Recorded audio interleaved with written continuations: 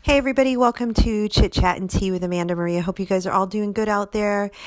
I hope you enjoyed that intro. That was a little snippet of the Polish national anthem. Pretty cool, huh? So, hey guys, this video, as you may have already guessed and seen the title, we are making homemade pierogis. So I hope you guys join us and check it out and try it out too. Try it out for yourself. They are super delicious, super yummy, and I think you will love them.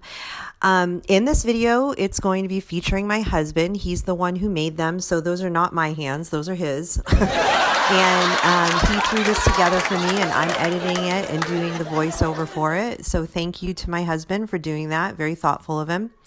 And again, guys, don't forget, before we get into it, don't forget to like, share, subscribe to my channel. I'd really appreciate it. Thank you to all those who already have. And I'm really looking forward to being back and making videos again. I've taken kind of a break. I've had some issues with my thumb, can't crochet.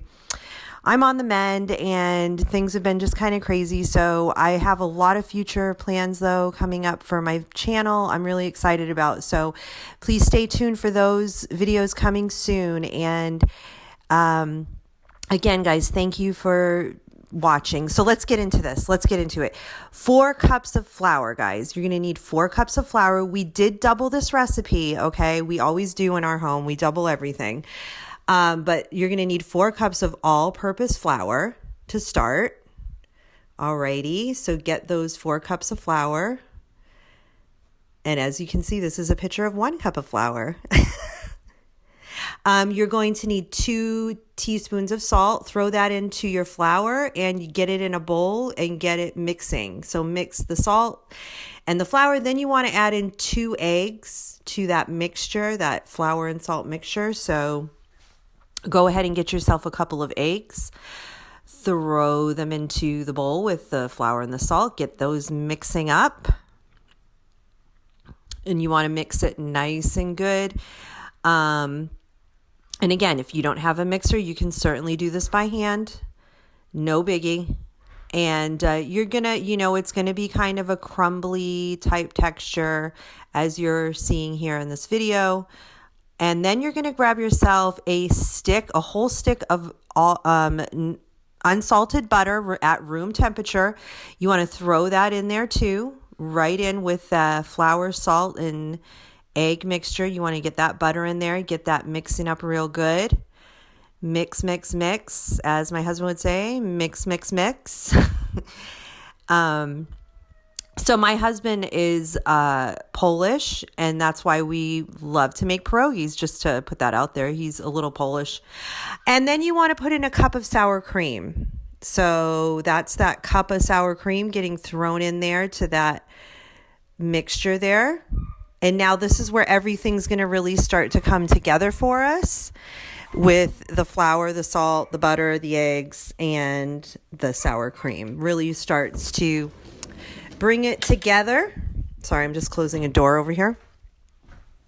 As you can see, it's coming together nicely here, and it's starting to form into, it's going to be a wet, crumbly type texture.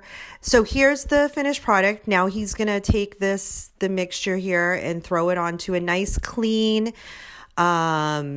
cutting board or your counter. No flour. Don't throw flour on there. You don't want to do that.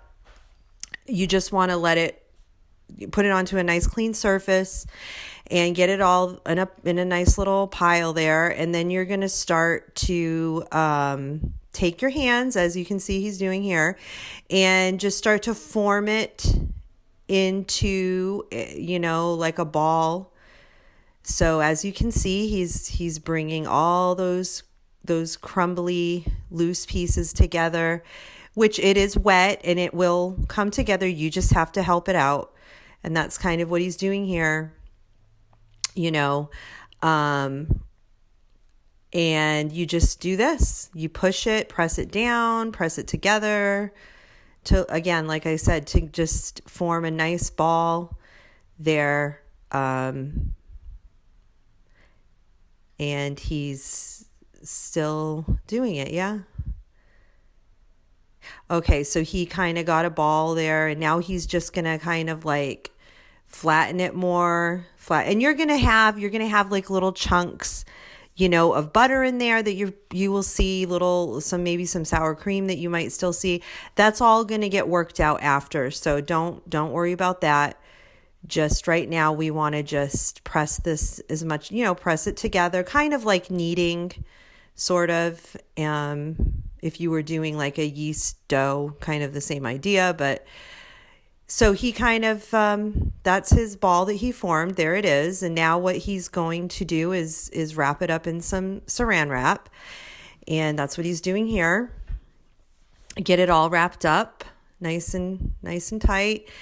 And then you're going to pop it into your fridge and let it chill for at least 45 minutes. You can let it chill a lot longer than that. You can do overnight, but at least 45 minutes. Now, this part, we have an attachment to our KitchenAid. It's like a pasta press type thing, and that's what we're using. He's using this now to get the dough worked out even more and get it flattened out. If you don't have one of these, you're just going to have to do it, with a rolling pin. That's all.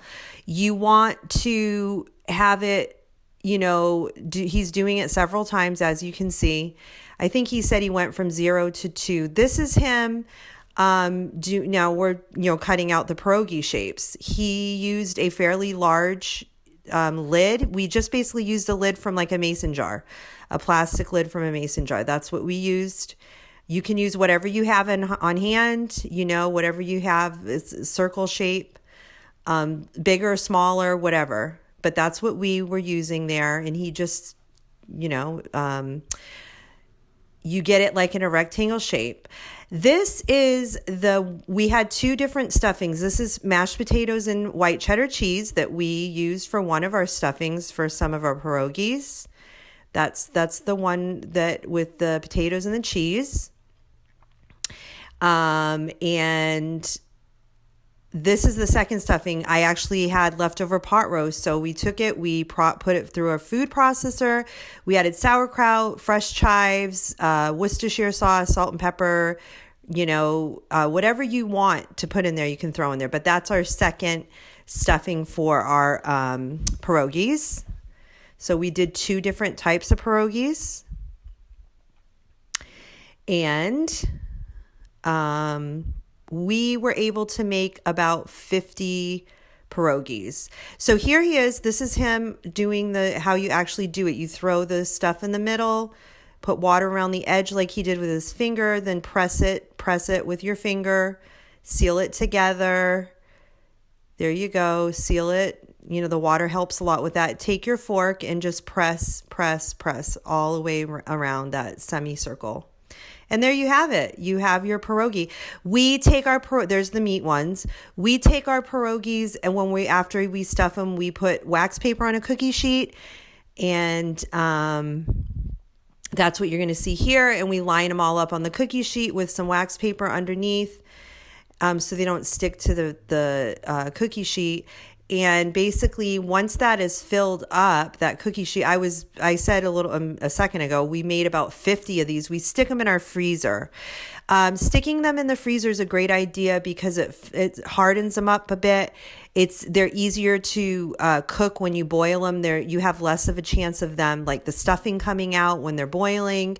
And so, yeah, just pop them in the freezer as you're making them, as you fill up cookie sheet or whatever.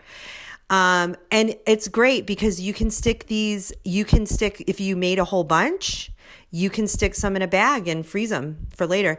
Fill up a pot with water, some salt, boil your pierogis for about 5 minutes till they float to the top. That's basically what we do. When they float to the top, they're ready. Then you have a frying pan right next to your pot that has the boiling water. And we just use butter in our frying pan to fry the pierogis. And once they're ready and they're done boiling, which like I said, when they float to the top, they're done. You pop them right into the frying pan with some butter, and there you have it. and you let those fry for, a few minutes on each side and until they're nice and brown. There's the finished product. We serve it with some kielbasa, some fried onions on the side too. Super yummy, guys. So good. I hope you guys enjoyed this. And like I said, I hope you guys try it out. If you've never tried pierogis, they are so yummy, yummy, yummy. You'll love them. You can put whatever you want in them. And this recipe that we use is delicious. So try it out, guys. And like I said, I look forward to talking to you guys again soon. I have some videos coming soon, coming your way, guys. So I hope everybody's doing good out there. I hope you guys are all okay and doing well and have your spirits are up and positive. Until next time, guys, God bless.